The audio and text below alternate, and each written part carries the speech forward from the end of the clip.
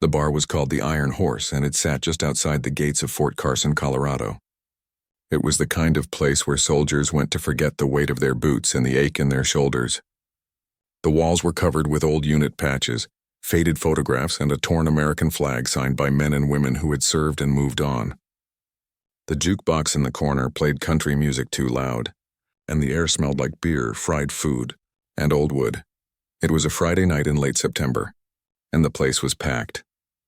Staff Sergeant Olivia Chen sat at the far end of the bar alone. She was still in her Army combat uniform, her sleeves rolled tight against her forearms, her dark hair was pulled back in a regulation bun, and her face showed the kind of calm that only came from years of discipline. She had just finished a 16-hour day. Training, paperwork, a disciplinary hearing for one of her soldiers who got into a fight off-post. She was tired, but not the kind of tired that sleep could fix. She ordered a ginger ale, no alcohol, never on duty, and technically she was always on duty. Olivia had been in the Army for 12 years. She enlisted right out of high school in a small town in Northern California, where nobody thought she would last 6 months. But she did. She became a combat medic, deployed twice to Afghanistan, and earned her sergeant stripes in the dust and heat of Kandahar. She saved lives. She lost friends. She came home different, but stronger. Now she was stationed at Fort Carson, leading a platoon of 23 soldiers. Most of them respected her. A few did not. And outside the base, in places like this, respect was even harder to earn. She took a sip of her drink and stared at the television above the bar. A football game. She did not care who was winning. She just wanted 10 minutes of silence inside her own head. But silence was not what she got. "Hey, sweetheart." The voice came from her right.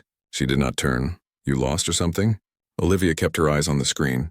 The man moved closer. He was big, maybe 6'2", with a thick neck and a tight black t-shirt that showed off arms covered in tattoos. He smelled like whiskey and cheap cologne. His buddies sat a few stools down, watching and grinning. "I'm talking to you," he said, louder this time. Olivia finally looked at him. Her face showed nothing. No fear, no anger. Just calm. "I heard you," she said quietly. "I'm not interested," the man laughed. It was not a friendly laugh. It was the kind of laugh that came right before something ugly. "Not interested?" he repeated, looking back at his friends. "You hear that? She's not interested." His buddies laughed too. He leaned on the bar, getting closer. "What are you, some kind of soldier girl? You one of those types?" Olivia set her drink down slowly. "I'm a staff sergeant in the United States Army, and I'm asking you politely to leave me alone." The man's smile faded. He did not like being told what to do. Especially not by a woman. Especially not by a woman in uniform. "A staff sergeant," he said, mocking her tone. "Well, excuse me, ma'am." He straightened up and gave her a sloppy salute. His friends howled with laughter. Olivia did not react. She had been here before. Different bar, different man, same disrespect. She knew how this worked. If she stayed calm, he would get bored and leave. That was the plan, but he did not leave. "You know what I think?" the man said, leaning in again. "I think they're letting anyone into the Army these days. Girls playing dress-up, probably never even seen combat." Olivia's jaw tightened, but she said nothing. "Yeah," he continued, emboldened by her silence. "I bet you sit behind a desk all day, filling out forms, pretending to be tough." One of his friends chimed in from down the bar. "Probably can't even do a push-up." More laughter. The bartender, an older man with gray hair and a limp, glanced over. He looked uncomfortable but did not say anything. He had seen this before too. Olivia took a slow breath. She could walk away. She should walk away. But something about tonight, about the long day, about the weight of everything she carried made her stay in that seat. "You done?" she asked, her voice steady. The man blinked. He was not used to women who did not flinch. "What did you say?" "I asked if you're done," Olivia repeated. "Because if you are, I'd like to finish my drink in peace." His face darkened. The smile was gone now. He did not like being challenged, not here. Not in front of his friends. "You got a mouth on you," he said, his voice dropping lower. "And you've got a problem," Olivia said calmly. "But it's not with me." That was when he grabbed her arm. It happened fast.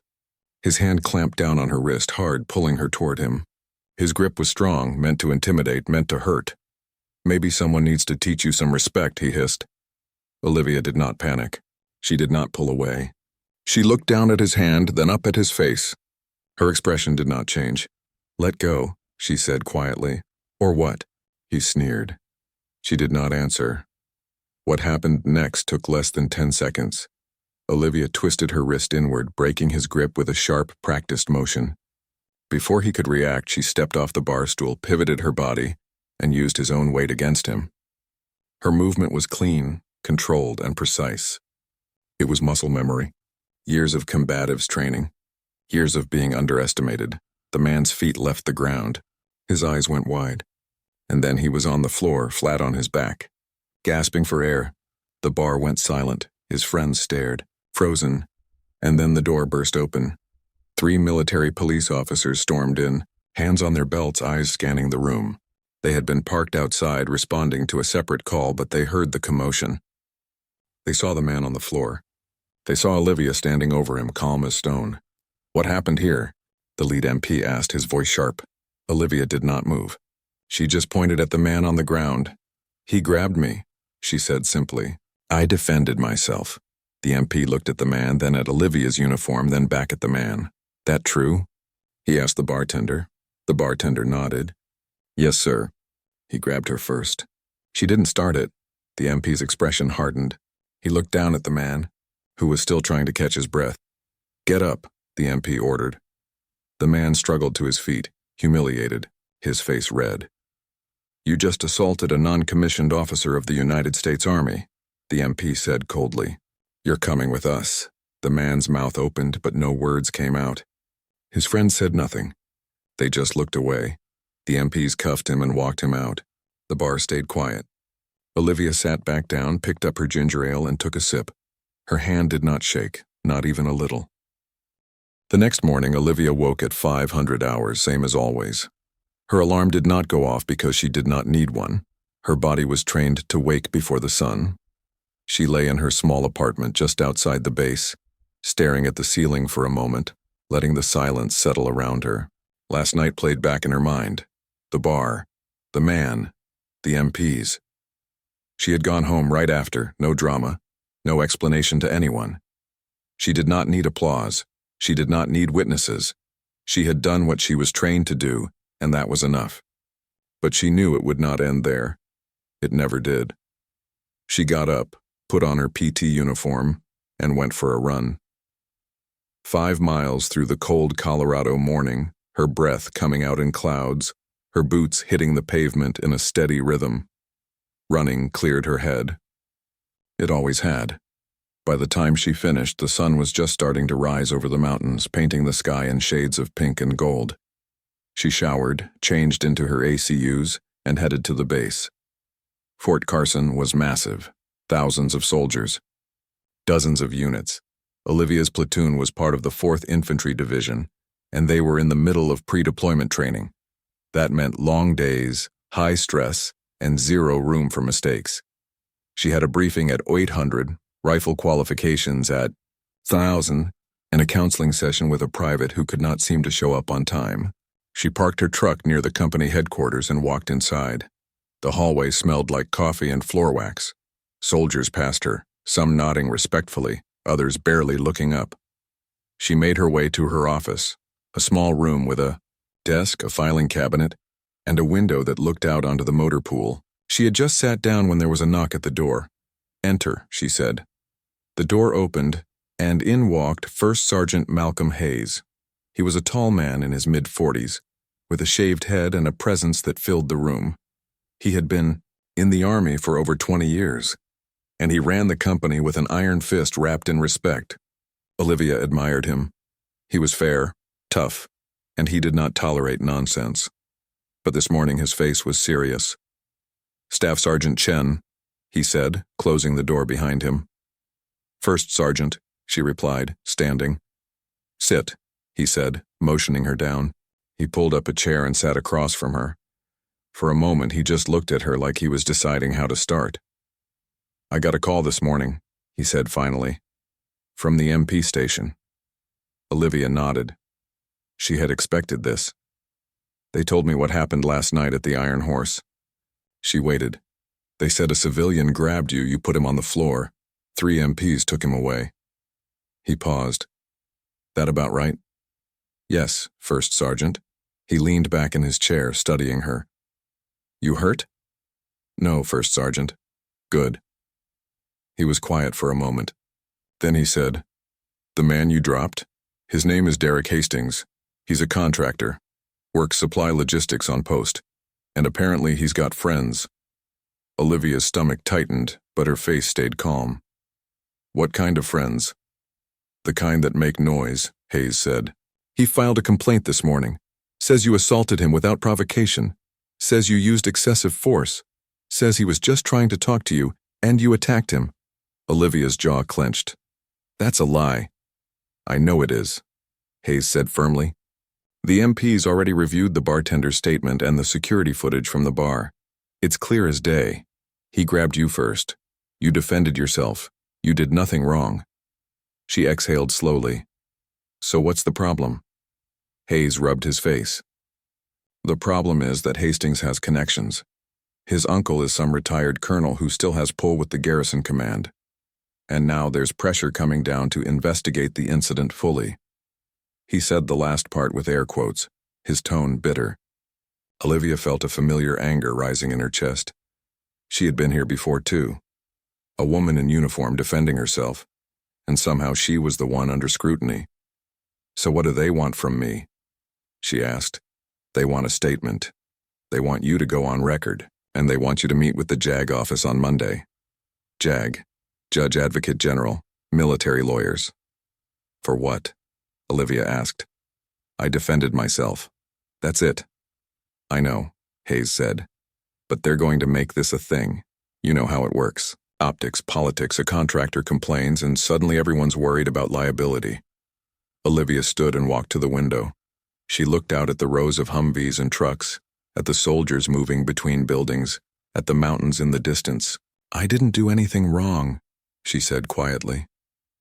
I know you didn't, Hayes said, standing too. And I'm going to make sure everyone else knows it too. But until this gets sorted, you need to keep your head down. Do your job. Don't give them anything to twist. She turned to face him. First Sergeant, with all due respect, I've been keeping my head down my whole career, and it hasn't stopped people like Hastings from thinking they can put their hands on me. Hayes met her eyes. There was something like sadness there, mixed with respect. I know, he said softly, and I'm sorry. But right now we play this smart. You write your statement, you tell the truth, and you let me handle the politics.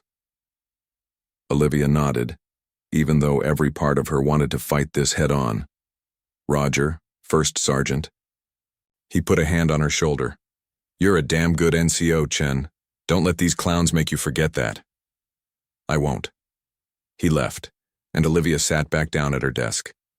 She stared at the blank screen of her computer for a long moment. Then she opened a new document and started typing. The weekend passed slowly. Olivia stayed busy. She went to the gym, cleaned her apartment, called her mother in California.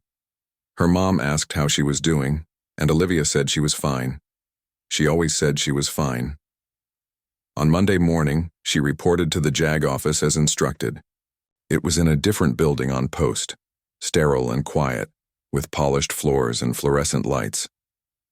She sat in a small waiting room until a captain called her in. Captain Sarah Lennox was a lawyer, probably in her early 30s, with sharp eyes and a no-nonsense demeanor. She gestured for Olivia to sit. Staff Sergeant Chen, thank you for coming in. Ma'am. Lennox pulled out a folder and flipped it open. I've reviewed the MP report, the video footage, and the statements from the bartender and the 3 witnesses present. Everything supports your account. Mr. Hastings initiated physical contact. You responded with appropriate defensive force. No charges will be filed against you. Olivia felt a flicker of relief. Thank you, ma'am. But, Lennox continued, and Olivia's relief faded. Mr. Hastings is not backing down. He's hired a civilian attorney. He's threatening to sue you personally for assault and battery. Olivia's hands tightened in her lap. On what grounds?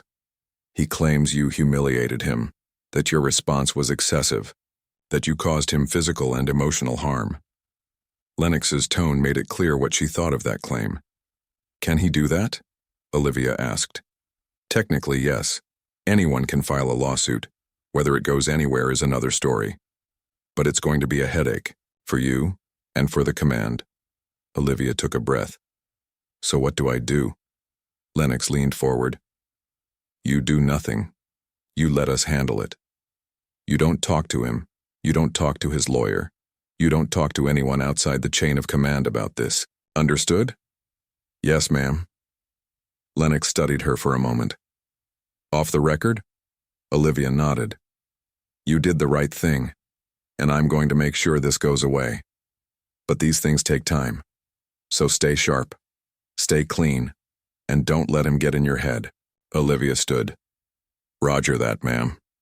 She left the office feeling heavier than when she walked in. Over the next 2 weeks, the story spread. Soldiers talked. Rumors grew. Some people said Olivia was a badass. Others whispered that she overreacted, that she had anger issues, that she was looking for trouble. She ignored all of it. But Derek Hastings did not. He started showing up, not close enough to violate any orders, but close enough to be seen. At the PX, at the gym, at the chow hall, always watching, always smirking. It was psychological warfare, and he knew it, and Olivia knew it too. 3 weeks after the incident at the Iron Horse, Olivia was standing in front of her platoon at the range. It was a cold Tuesday morning, and the wind cut across the open field like a blade. Her soldiers were lined up, rifles in hand, waiting for her command. She could see their breath in the air, could hear the distant pop of gunfire from another unit downrange. This was her element. Out here, rank mattered. Skill mattered. Results mattered. Listen up, she called out, her voice cutting through the wind. Today's qualifier counts toward your deployment readiness. You know the standards. You know what's expected. If you fail, you retest Friday. If you fail again, we have a problem. Questions? Silence. Good. First group moved to the line. She watched as her soldiers took their positions. Some were nervous. Some were confident. She knew each of them by name, knew their strengths and weaknesses. That was her job. To make them better. To bring them home alive. For the next 3 hours, she ran the range with precision. She corrected stances, adjusted grips, called out scores. By noon, most of her platoon had passed. A few needed to retest, but that was normal. As the last group finished, she saw First Sergeant Hayes approaching from the access road. He was not alone. Walking beside him was a man in civilian clothes, khaki pants, a collared shirt, and a visitor badge clipped to his belt. Olivia's gut told her this was not good. Hayes reached her and pulled her aside. Out of earshot of the platoon. Chen, this is Mr. Gerald Packer. He's an investigator with the Civilian Misconduct Review Board. The man extended his hand. Olivia shook it, her grip firm. Staff Sergeant, Packer said with a thin smile. I'm here as part of the ongoing inquiry into the incident involving Mr. Derek Hastings. I've already given my statement, Olivia said evenly. I understand, but Mr. Hastings has provided additional testimony, and we're required to follow up. He pulled out a small notebook. This won't take long. Just a few questions. Olivia glanced at Hayes. He gave her a small nod. Cooperate, but be careful. Go ahead, she said. Packer flipped open his notebook. Can you describe your state of mind on the night of the incident? I was calm. Were you drinking? No, I had a ginger ale. Were you under any emotional distress? Stress from work, personal issues? Olivia's eyes narrowed. I was tired. I'd worked a long day, but I was in full control. Packer scribbled something down. And when Mr. Hastings approached you, what was your first reaction? I asked him to leave me alone. Did you feel threatened? Not initially. I've handled situations like that before. So you weren't afraid? Olivia paused. She saw where this was going. If she said no, they would argue she overreacted. If she said yes, they would say she panicked. I was aware of the situation, she said carefully, and I responded appropriately when he grabbed me. Mr. Hastings claims you escalated the encounter, that you were hostile toward him before any physical contact occurred. That's not true. He says you insulted him. I did not. Packer looked up from his notebook. Staff Sergeant, do you have any history of anger issues? Any prior incidents of physical confrontation? Hayes stepped in. That's enough. Staff Sergeant Chen has an exemplary record. She's never been written up for conduct issues, never had a complaint filed against her. This line of questioning is out of bounds. Packer held up a hand. I'm just doing my job, First Sergeant. And I'm doing mine, Hayes said coldly. If you have legitimate questions about the incident, fine. But don't come onto my range and try to build a case that doesn't exist. Packer smiled, but it did not reach his eyes. Understood. He turned back to Olivia. One last question, Staff Sergeant. Do you regret what happened that night? Olivia looked him straight in the eye. I regret that a man thought he could put his hands on me without consequence. But I don't regret defending myself. Packer closed his notebook. Thank you for your time. He walked away, and Olivia stood there, fists clenched at her sides. Hayes watched him go, then turned to her. You okay? No, she said quietly. But I will be. That night, Olivia could not sleep. She lay in bed staring at the ceiling, her mind replaying the conversation with Packer over and over. She knew what they were trying to do. They were trying to paint her as aggressive, unstable, unfit. They wanted to turn her into the villain so Hastings could walk away clean. She thought about all the times she had been underestimated. In basic training, when drill sergeants assumed she would quit. In Afghanistan, when male soldiers questioned whether she could handle combat. In her own platoon, when new privates tested her authority because she was a woman. She had fought for every ounce of respect she had earned. And now, because she defended herself from a drunk contractor, it was all being questioned. Her phone buzzed on the nightstand. She picked it up. It was a text from an unknown number. You think you're tough? You're just another angry woman with a chip on her shoulder.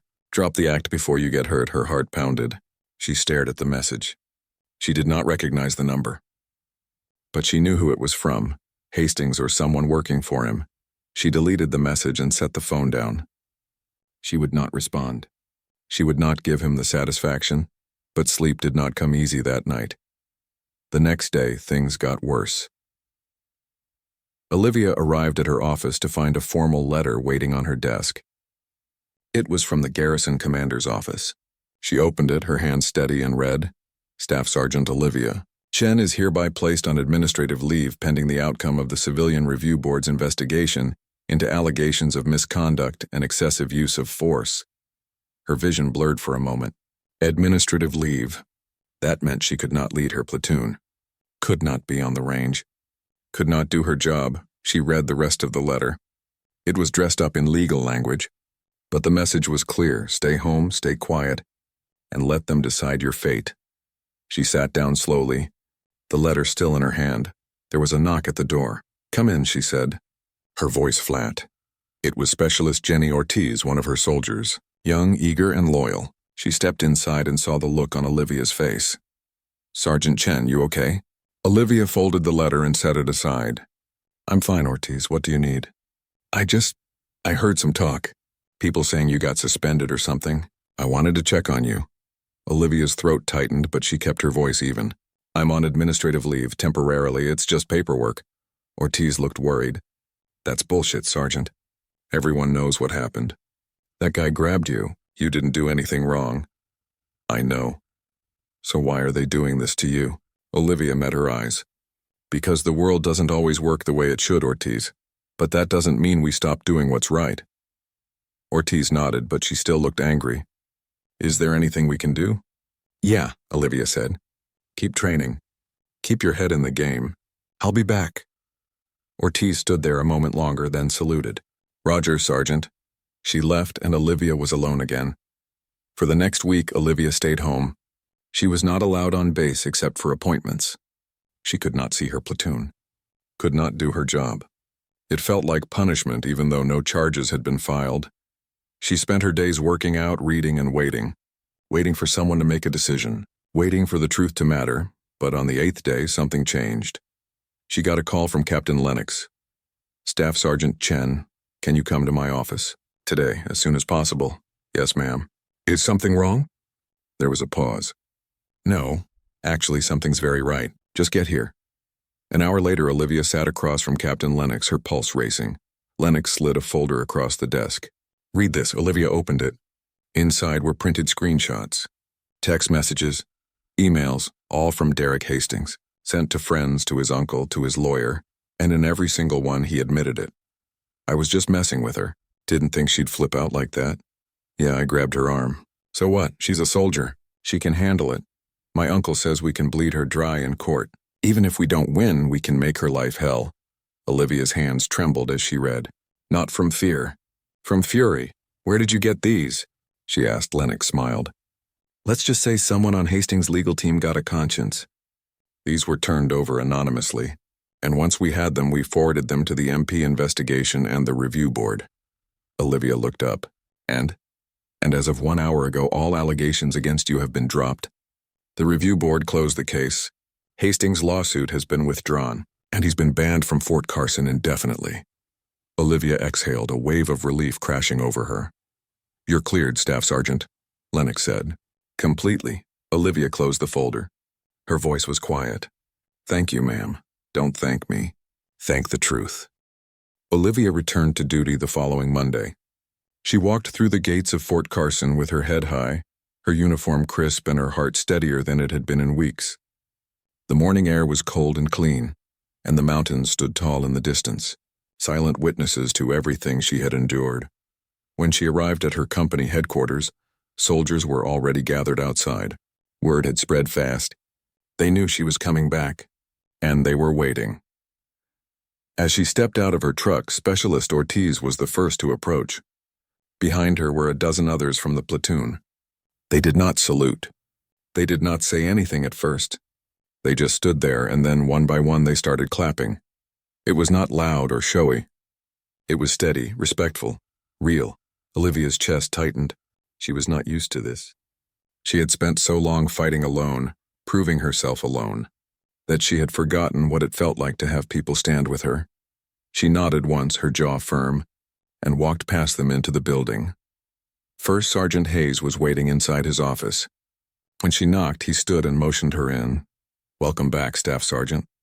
Thank you, First Sergeant. He gestured to the chair. She sat. He sat across from her, his expression serious but warm. I read the final report, he said. Everything's been cleared. Your record stays clean. Hastings is gone, and from what I hear, his contractor job is under review too. Good, Olivia said simply. Hayes leaned forward. But I want to talk to you about something else. She waited. You handled this the right way, he said. You stayed calm. You told the truth. You didn't lose your bearing, even when they were trying to tear you down. That takes guts. That takes discipline. I just did my job, First Sergeant. No, Hayes said firmly. You did more than that. You showed every soldier in this company what it means to stand your ground, especially the women. Especially the ones who've been grabbed, talked down to, or pushed around and told to just take it. Olivia's throat tightened again. She nodded but did not trust herself to speak. Hayes pulled a folder from his desk and slid it across to her. I'm recommending you for promotion to Sergeant First Class. Early. Your eval is flawless.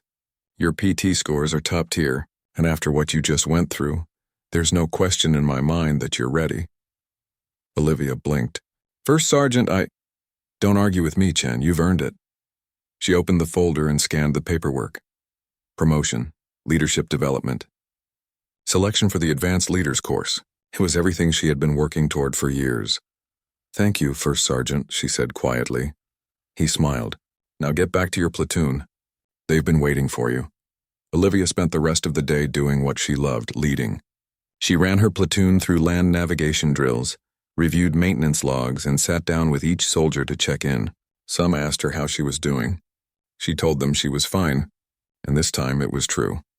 But at the end of the day, as the sun dipped low and the sky turned orange, she received a message she did not expect. It was from Captain Lennox. Can you stop by my office before you leave? There's someone who wants to meet you. Curious, Olivia drove over to the JAG building. She walked inside and found Captain Lennox standing in the hallway with another woman. She was older, maybe 50, with short silver hair and a sharp, confident posture. She wore civilian clothes, but something about her presence said military. Staff Sergeant Chen, Lennox said. This is Colonel retired Patricia Greer. She used to serve here at Carson. Now she works with a nonprofit that supports service members dealing with harassment and assault cases. Colonel Greer extended her hand. Olivia shook it. It's an honor to meet you, Staff Sergeant, Greer said. Her voice was steady and kind. I've been following your case. Ma'am? Olivia said, uncertain where this was going. Greer smiled. I'll be direct. What happened to you happens to too many women in uniform. They get harassed, they defend themselves, and then they get punished for it. The system protects the wrong people. Olivia said nothing, but she felt the truth of those words in her bones. I want to change that, Greer continued, and I think you can help. How? Olivia asked. By telling your story. Not for publicity, not for fame, but to show other soldiers, men and women, that they don't have to stay silent, that they can fight back the right way and win. Olivia hesitated. She was not someone who liked the spotlight. She was a soldier. She did her job. That was enough. But then she thought about Ortiz, about the younger women in her platoon who looked up to her, about every soldier who had ever been grabbed, belittled, or made to feel small. What would that look like? She asked. We're hosting a leadership seminar next month. It's for NCOs and officers across the Army. We want you to speak. 10 minutes. Just tell them what happened. Tell them how you stayed strong. Tell them why it matters. Olivia looked at Captain Lennox, who nodded encouragingly. She took a breath. Okay, I'll do it. Colonel Greer's face lit up. Thank you, Staff Sergeant. You have no idea how many lives you're going to impact. 4 weeks later, Olivia stood on a stage at the Fort Carson Conference Center. The room was packed. Hundreds of soldiers sat in rows watching her. Some were young privates. Some were seasoned sergeants. Some were officers. All of them were listening. She was nervous. Public speaking was not her strength. But she had prepared. And she had something to say. She stepped up to the microphone. My name is Staff Sergeant Olivia Chen, she began, her voice clear and steady. And a few months ago, a man grabbed my arm in a bar. He thought he could intimidate me. He thought I would do nothing. He was wrong. The room was silent. She told them what happened. The grab, the takedown, the MPs, the investigation, the lies, the threats, the messages, and finally the truth that set her free. I'm not telling you this story because I want sympathy, she said. I'm telling you because I want you to know that you don't have to accept disrespect. You don't have to stay quiet. And you don't have to fight alone. She paused, scanning the crowd. She saw women nodding. She saw men listening, really listening. There are people who will try to break you, she continued. People who will use your gender, your rank, or your silence against you. But if you stand firm, if you tell the truth, and if you trust the people who have your back, you will win. Her voice grew stronger. I am a soldier. I have deployed. I have led. I have earned every rank on my chest. And no one gets to take that from me because they don't like that I'm a woman. The room erupted in applause. It was loud, long, and genuine. Soldiers stood. Some clapped harder. Some wiped their eyes. Olivia stood there, letting it wash over her. She was not doing this for the applause, but she was grateful for it, because it meant her story mattered. After the seminar, dozens of soldiers came up to her. Some thanked her. Some shared their own stories. One young private, barely 20, told Olivia she had been harassed by a contractor at her last duty station and never reported it. I wish I'd had your courage, the private said, her voice shaking. Olivia put a hand on her shoulder. You have it now. Use it. 6 months later, Olivia was promoted to Sergeant First Class in a ceremony attended by her entire company. First Sergeant Hayes pinned the new rank on her chest and the soldiers cheered. That night she went back to the Iron Horse, not to drink, not to forget, but to reclaim the space. She sat at the same seat at the bar, ordered the same ginger ale. The bartender recognized her and nodded with respect. On the house, he said. She smiled. Thanks. As she sat there looking around the room, she thought about everything that had happened. The fear, the anger, the fight, the victory. And she realized something. She was not the same woman who had sat in this seat 6 months ago. She was stronger. She was wiser. She was unbreakable. A young woman in uniform walked into the bar. She looked nervous, out of place. Olivia watched her for a moment, then stood and walked over. First time here? Olivia asked. The woman nodded. Yeah, just got to Carson last week. Welcome, Olivia said. If anyone gives you trouble, you let me know. The woman looked at her rank, then at her face, and smiled. Roger that, Sergeant. Olivia returned to her seat. She took a sip of her drink. And for the first time in a long time, she felt something she had not felt in years. Peace.